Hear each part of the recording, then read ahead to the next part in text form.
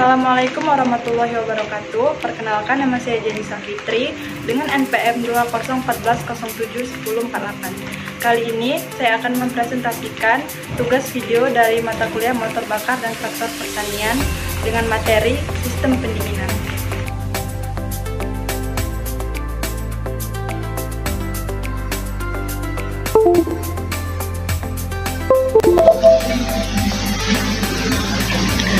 Sistem pendinginan.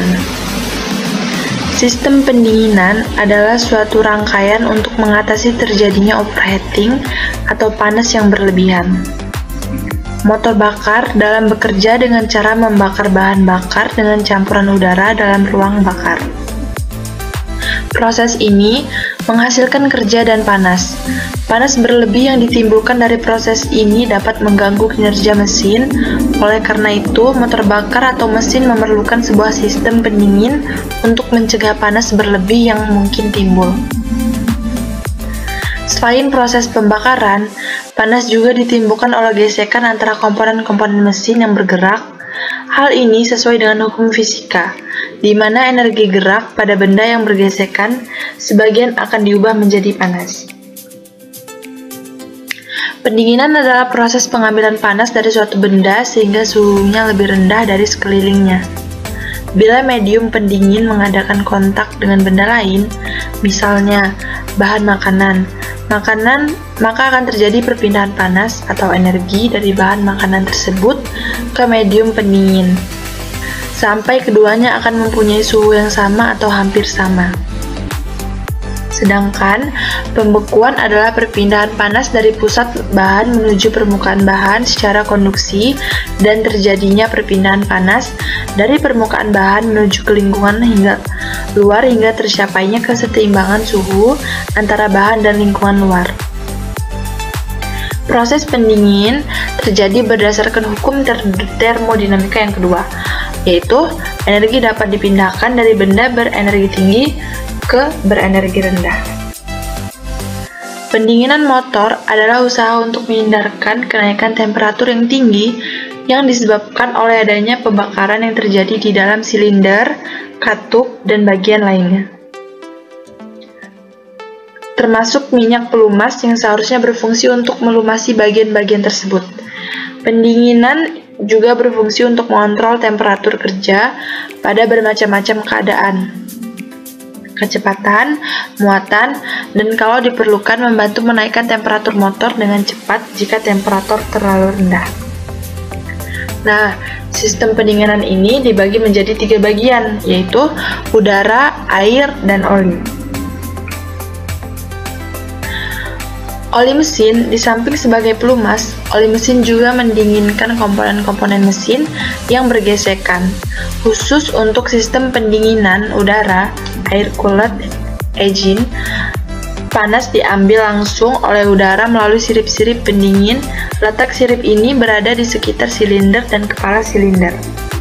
Dan konstruksi mesin dengan pendingin udara lebih sederhana daripada konstruksi mesin yang menggunakan pendingin air. Nah, pendinginan udara, pendinginan secara langsung.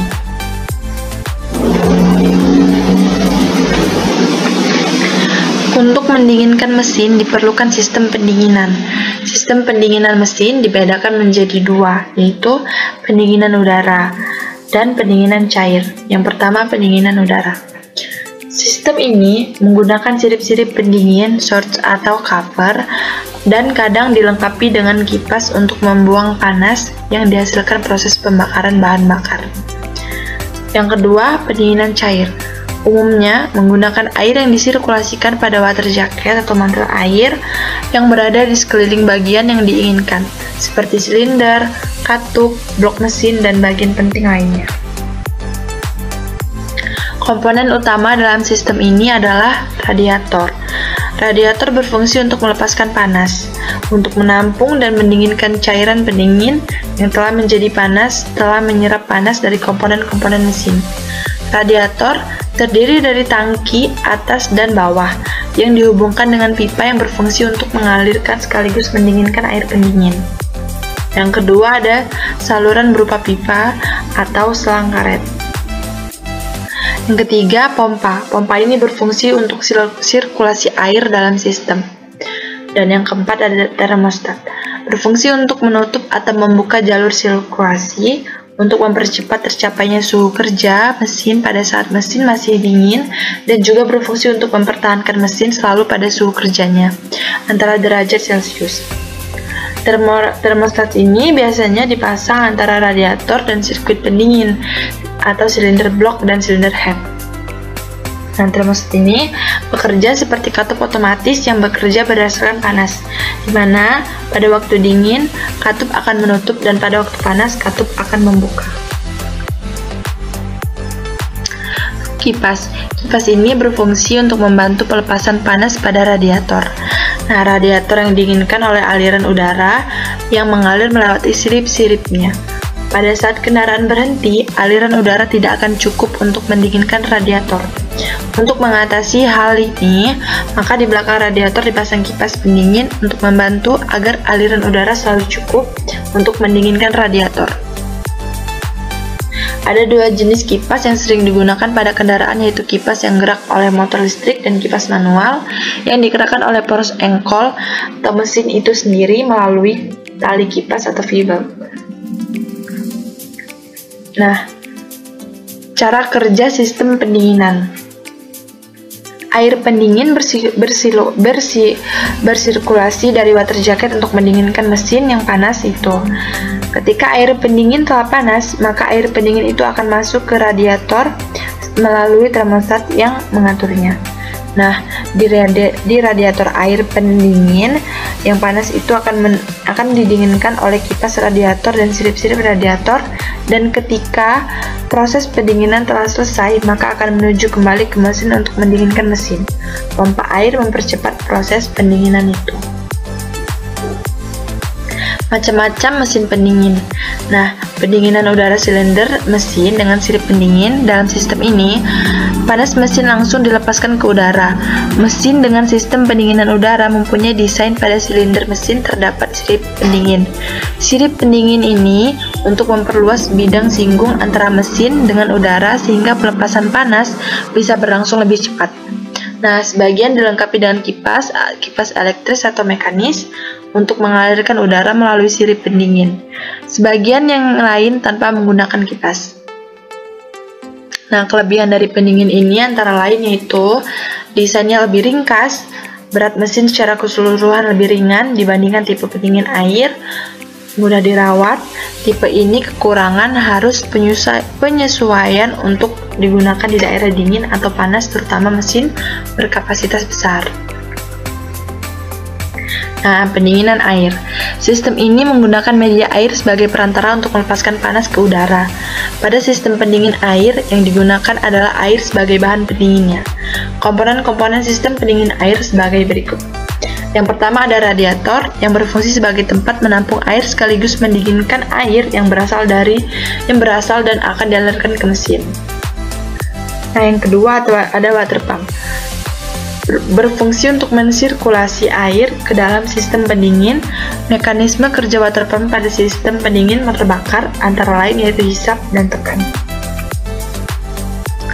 Komponen yang lainnya ada radiator cup.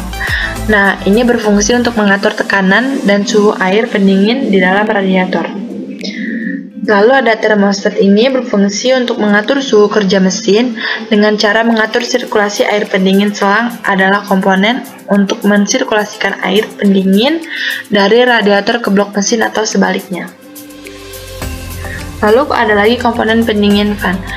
Berfungsi untuk menambah pendinginan pada radiator untuk membantu mempercepat penyerapan radiasi panas ke udara. Nah, lalu ada pendinginan oli.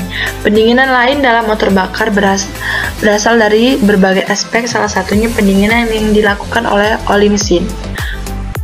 Oli mesin akan menempel dan melindungi mesin dan membentuk lapisan tertentu. Pada dasarnya, oli mesin dalam bak poros engkol. Selain berfungsi untuk pelumas, bagian dalam mesin juga turut serta dalam poros pendinginan mesin. Nah, masalah umum yang sering terjadi pada sistem pendinginan mesin mobil, yaitu kebocoran pada sistem pendinginan mesin.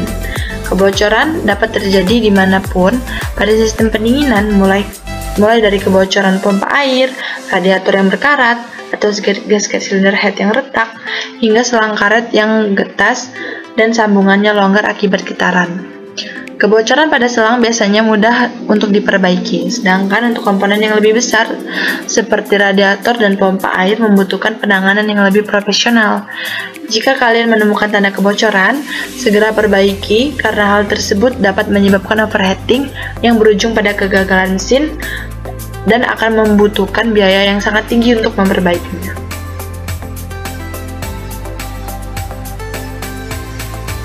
Yang kedua, yaitu kerusakan radiator. Selain kebocoran, saluran pada radiator juga mengalami penyumbatan akibat tumpukan mineral dan kotoran. Jika keseluruhan sudah tersumbat, maka coolant tidak dapat mengalir dengan baik dan lagi-lagi berujung pada overheating. Untuk melepaskan kotoran dan karat yang ringan, kita dapat menggunakan cairan radiator flush yang dijual di pasaran, namun jika sudah terlalu parah, maka radiator harus diganti dengan yang baru. 3. Kerusakan pompa air.